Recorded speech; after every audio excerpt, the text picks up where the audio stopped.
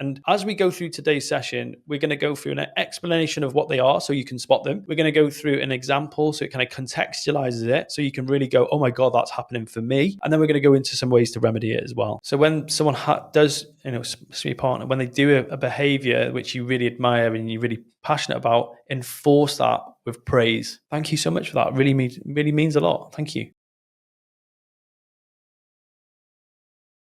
Welcome to the Awakened Man podcast. You join me, Benjamin Owen, and Peter Taylor. How are you doing, Pete? Good. What are we talking about, Ben? Relationships, my man. Nice. Is it timely for you? It's very timely for me. It's timely for me. That's why I asked that one. It's extremely timely. I've seen the document, guys. In store today is something very special regarding relationships. Yeah. You're gonna love this. I've seen the document.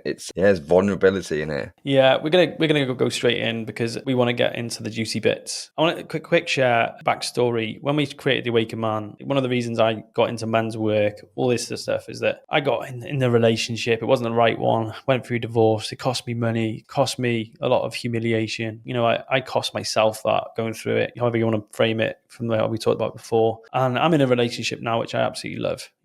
I love my partner to bits. And it's only if I'm not a conscious, awakened man that I will destroy that relationship with mediocrity behavior. I'm with a woman who wants the best in every area of her life. And I know Pete is as well. And I just realized that there's so many things that I can do to be a better partner, husband, father. And what we're going to talk about today is actually 4 behaviors that we can spot in our relationships and stop us from ending or corroding or just not having a relationship that is amazing, an awakened relationship. And I see it with so many guys, so many men who come on the Awakened Man. One of the biggest barometers for their success is the quality of their relationship. And when we talk about relationships, guys really do listen. It's like one of the hot topics, isn't it, Pete? As soon as we start talking about relationships, guys are all in. They love talking about it because they don't get that space anywhere else. So that's kind of the backstory for me about why I believe it's so important to talk about this stuff as a guy on the path to becoming an awakened man. What are you, Pete? Yeah, what you just said there about guys not having the space to talk about this, you bang on. Like, where do you talk about it? Like, what are you going to talk? You're going to talk to your mum or your dad about your relationship? Like, where is that space other than going to something like marriage therapy or counselling, right? Because you might then talk about it then, right? So I think that's why like all the guys like ears prick up when we talk about this, and they're really, really engaged. Like, oh, okay, great, because we've got some shit that we want to share, we want to talk about, because we don't know whether we're going in the right direction. This is going on in our marriage, this is going on in our relationships, like what's going on. Massively for me as well, right? I'm married. Prior to being married, I had a number of failed relationships, right? And so I'm like, okay, I've got to be really, really conscious to not fall back into like existing habits that I would do in existing relationships that probably led to them breaking down. Massive subject. Yeah, it is. Yeah, it's a powerful and empowering one. Actually, when you were speaking then, I just remembered the bit I got from Tim about in my therapeutic work was that I had a pattern of relationships lasting for 3 to 4 years. And I realized that was from my parents. Like Wow. their relationships lasted until I was 3 or 4. And then my mum had 3 to 4 year relationships. Like they were shorter relationships. Even the one where my stepdad, Jim, he died, but they were together for like 4 or 5 years. So I was just conditioned that that's how long relationships lasted. And I look back at the time frames of all my relationships. I was like, every time it got to the like 3, 4th year, that's when I'd probably do something consciously, unconsciously to cannibalize the relationship. So really, there's so much stuff that comes into relationships. But I am in a great relationship now, and I'm really committed to progressing that. And I think being agnostic to self-development world in this space is like, there's so much stuff that can help you. If you're a guy listening to this, like when I tell especially women about what we do as a business, we help men actualize their potential, operate a business better, be a better father, be a better partner. There is prick up because so many women are awakened to this. They're doing the work, but their partners aren't. And sometimes it can be the other way around, for sure. There's guys out there that they're on the path, they're working on themselves, and it's their woman that's not. So you might be listening to this from a position of either. But what I want to share with you today is the work of a guy called John Gottman. So John Gottman is the founding kind of psychologist in the field of marital and family therapy. And he is well known for being the guy that can watch a couple in a room for 10 minutes. And with like something like 95 to 98% accuracy, he can predict whether they're going to be divorced within 5 years or not. Now, that is a skill set. I was just like, holy shit. And I remember reading the book and I was like, oh It's my like, God. love, should we just go and see John, right? And just Yeah. figure out whether this is going to fucking work or not? Yeah. Because he's going to tell us in 10 minutes and then we know.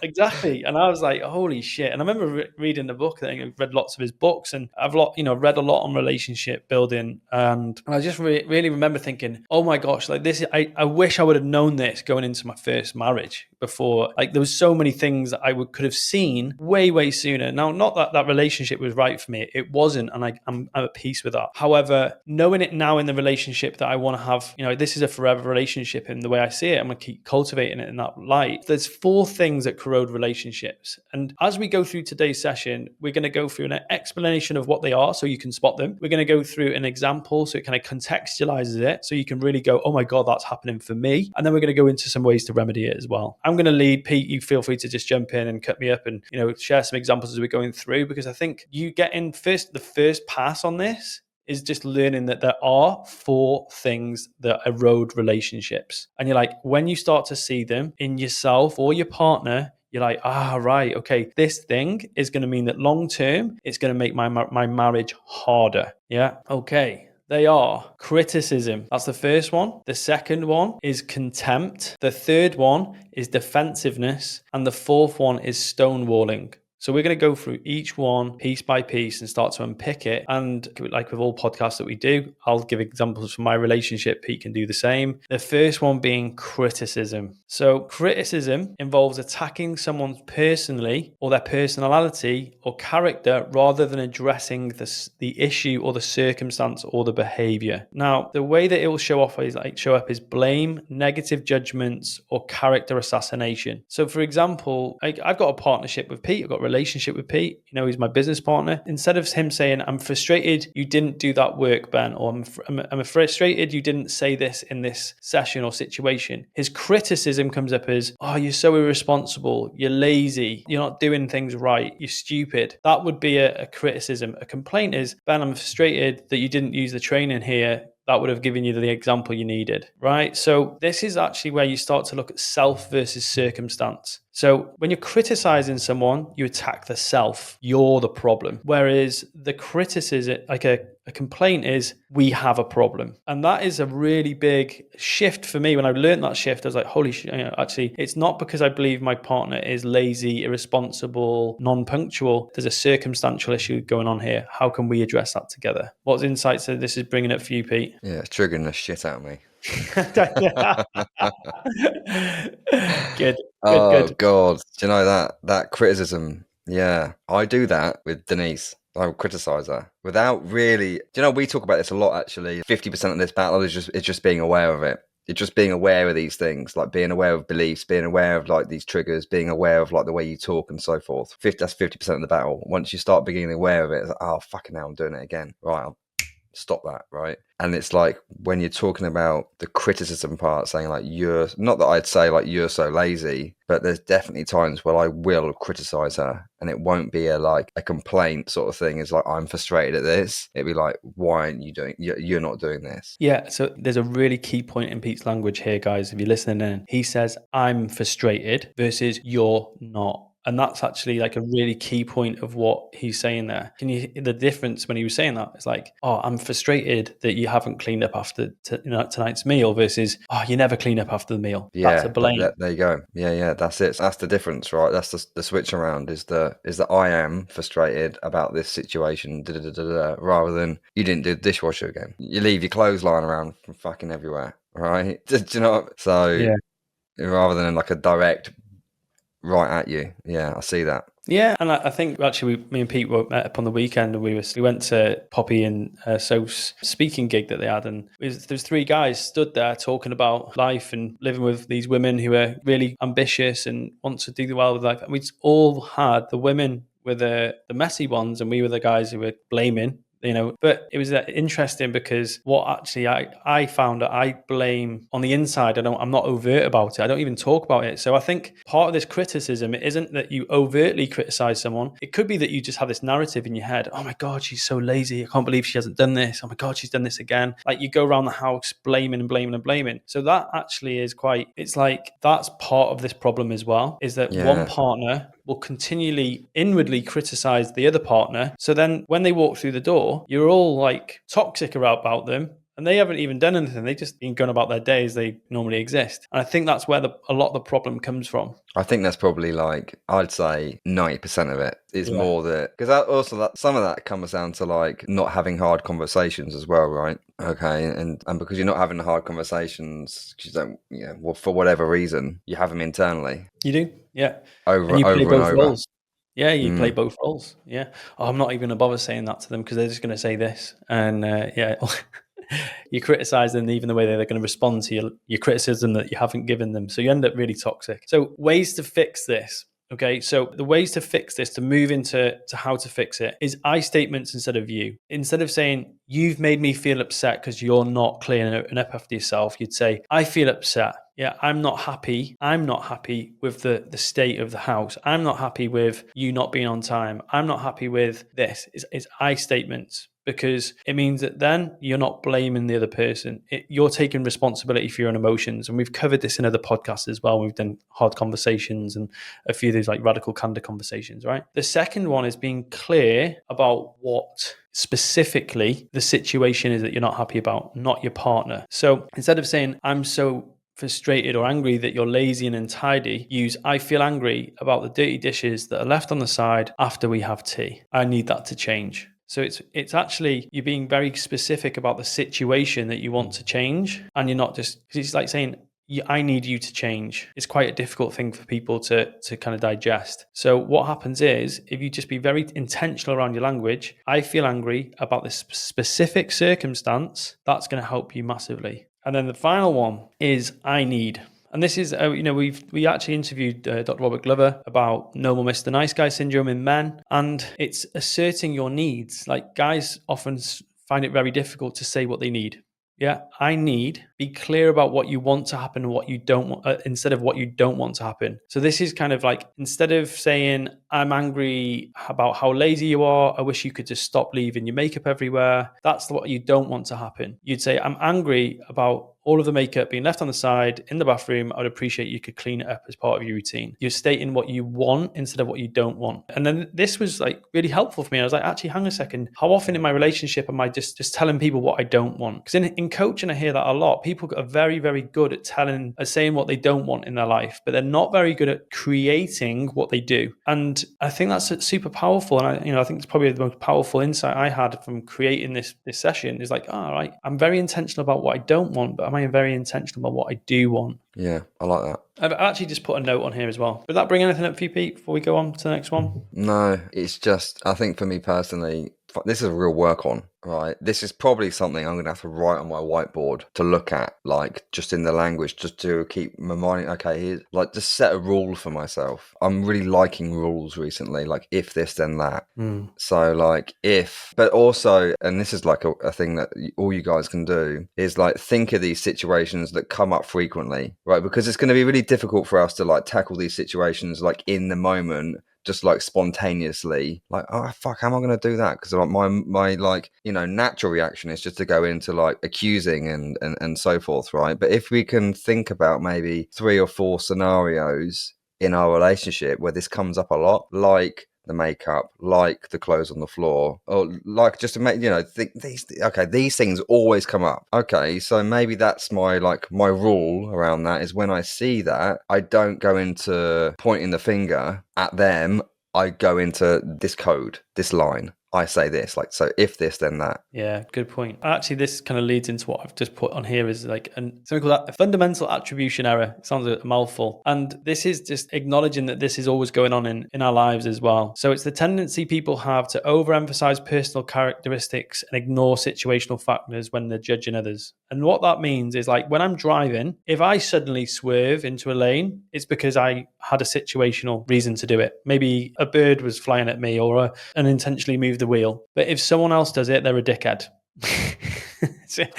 So like when I'm driving, if I cut someone up, I did it out of necessity. Whereas if they cut me up, they did it because that's a character flaw of theirs. They're a dickhead. That's kind of British 101 driving. And you see this all the time. So what we do is in our like houses, our lives, our businesses, is that we do things out of circumstance. But when somebody else does it, we naturally put it as a character flaw. So we've got to acknowledge that this exists in judgment and criticism as well. So I think I just wanted to share that because I think it's an important framework to understand when judging. When I judge, for example, Poppy, I'm doing it from a place of, well, it's a character flaw. She's messy. But when I'm messy, well, I'm just busy, and that's kind of how we justify that. That's a really great nuance, I've never thought about that before. Yeah, it's actually, I tried to... It's like one rule for me, right? And then another rule for everyone else. Yeah. They're all dickheads or they're all lazy or, yeah. Yeah, and we had a situation on the plane on the way over from Dubai to London. It's like the Indy was sick everywhere, sick all over Poppy 4 times. Oh. And I put the baby on my knee and I said, I don't want her to be sick on me. And I only gave her like 2/3 of a bottle or 1/3 of a bottle. I was like, the way I communicated that with Poppy, I said, I just don't want her to be sick on me. So that's why I only gave a 1/4 of a bottle. And she said, you always put your own needs first. And I was like, I didn't communicate that first, but I was actually being logical. So it wasn't a circumstantial, it was a character thing that I was doing that. It was like a failing of my character that I was not putting the baby first. But actually my situation was like, tell you what, if I give her less of a bottle, she won't be sick. And again, there's so many things that we ignore and we're blindsided to in our own. And that's why coaching and feedback is great. So that's criticism. So being aware of that's existing in your marriage, your relationship is a surefire way your marriage or your relationship is heading in a negative fashion. Now, remember, there's a difference between criticism and critique, if you wish. Remember? Yes, it's criticism versus complaint. I can complain about something, but I'm not criticizing. I can complain that the dishes are on the side. I can complain about you not being on time, but I'm not going to make it a criticism of you personally. And that's the nuance. And really getting your head around that is a really helpful one. The second one, okay, so contempt. So I had a coaching session I think it was 2 years ago, where you've seen it in front of the Awakened Man group. And I said something, it was about Poppy. It was about something to do with, I think it was probably to do with tidiness, or it was to do with, and he said, that's not good. The way that you said that was contempt. And I was like, what does contempt even mean? And so contempt is an expression of superiority that comes from a place of disrespect. So it's saying that I'm above someone. I'm looking down on them. So it's like an intellectual person judging someone who's not got a high IQ. It's like someone who's wealthy judging someone who's poor. It's someone who's neat and tidy judging someone who's not clean. And that is the biggest, most powerful determinant of if your relationship's heading towards the rocks. If you're looking down on someone to almost like mock them, you're sarcastic in front of them, you have eye rolling, typical, that kind of artypical kind of behavior. If you're watching on YouTube, you'll see me roll my eyes and like flick my shoulders, or name calling. And it's the most destructive of the 4 things we're talking about today is contempt. Yeah. Pete's grinning. I was just thinking about the eye rolling thing,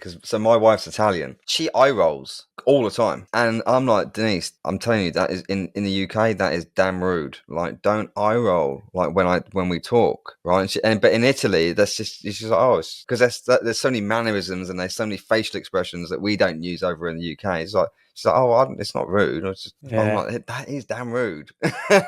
Right? Yeah, it's triggering for, but I think what's probably happening is it's hostile humor sometimes as well. And what contempt is often masking is aggression, is like passive aggressive behavior. Oh yeah, whatever. And walking off. And like, if you think about that is, so one of the big determinants if a couple is going to work is in a moment of struggle or challenge, do they push towards or they push away? And I actually use this as verbiage when me and Poppy are dealing with a problem, like, hey, let's push towards each other on this, not away. And it helps us both see, like, how are we pushing in this moment where we really need to come together as a couple? How are we behaving? Am I pushing towards you and you're running off in the other direction? Well, long term, that's going to cause problems in our relationship. That's not going to help us solve the issue. Or can we push towards So in those moments, like, can we push towards? And that's the thing, is if someone's tutting, rolling their eyes, walking away, it stops things from being resolved.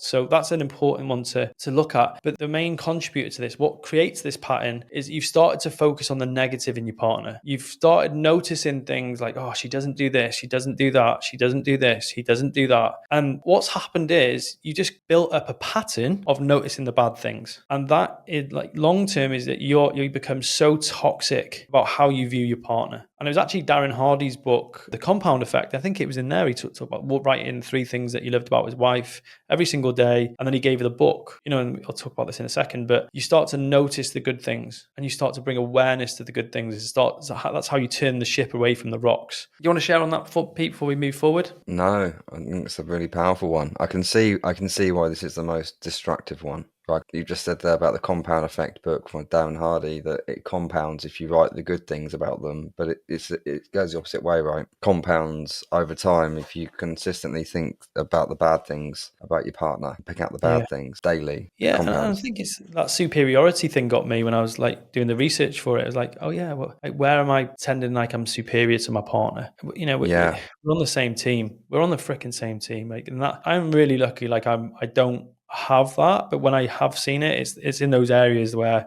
we all have our flaws, and this is like this idea that we all have flaws. We're human, we are imperfect. There's no such thing as a perfect partner.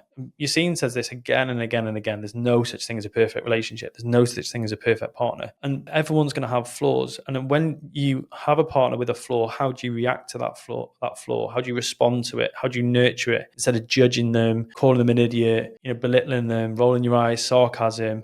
Like, how do you nurture them, helping them change with that, or accept it? The actual remedy for this one is expressing your needs. Again, a lot of these actually come down to how the communication, like how are you expressing your needs to your partner. So building a relationship where there's appreciation and noticing the good parts of what your partner as well. We actually did on Valentine's Day, I just did like 80 things I love about Poppy. I wrote down, it was Valentine's Day, and I just felt compelled. I know it was triggered by that day, but I just thought, what, it'd be a really lovely thing to do. And I wrote down 80 things, and I loved doing it. A really great exercise. And one of the guys did it in the Awakened Man, and his wife framed it and put it on the wall. Did I send it to you?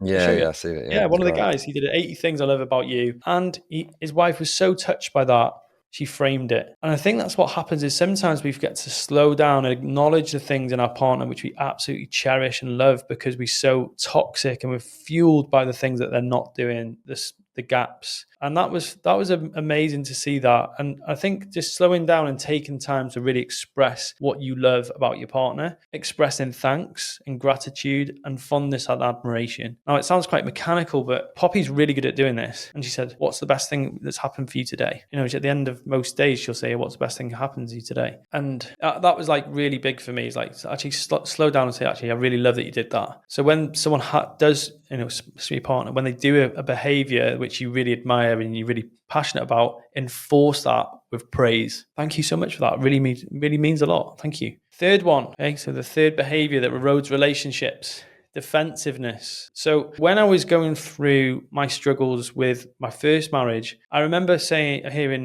was working with Travis at the time, and he said, well, does it feel like you're trying to score points? And I was like, yeah, it feels like a point scoring system sometimes. And it's, well, you're only ever scoring points if you're on a different team. So sometimes it's like, well, I've done the bins, I've done this, I've done that. And you're like, well, I've got 5 points, you've got 1 point. So you're not on the same team. And it's like, oh my God, that feels like, I can see that in my business, I can see that in my relationships, I can see the point scorers in my life, I can see where I'm scoring points. But another thing that came swiftly after that was like, people only defend when they feel like they're being attacked. And I'm like, so how am I showing up as an attacker in the relationships that I've got? So defensiveness occurs when a person tries to protect themselves from perceived criticism or attack by denying responsibility or counterattacking. So they're either going to shirk responsibility, like, oh, it's not my fault, it was the traffic, or they will counterattack. And that's what, like, asked Poppy what was her fight language. And she said, I'm a bouncer backer. So I said, oh, well, you haven't done this. And she's, well, you haven't done that. Yeah. That's a counterattack. What's one of yours, Pete? That's Denise's as well. No, I have to be honest, I think that's probably mine. Actually, I'm a bouncer backer. Yeah, definitely. Like, especially if you're giving someone criticism and then their defense is attack Well, it's like they're going into attack mode, and yeah, what you've just said there about being on the same team and scoring points, like you can't score points against each other if you're on the same team. Yeah. Mm.